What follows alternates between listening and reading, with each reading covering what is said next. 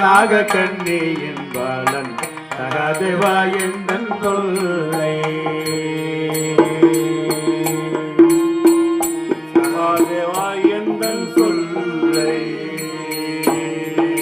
தட்டாமலே ஆணும் கேளும் தையல்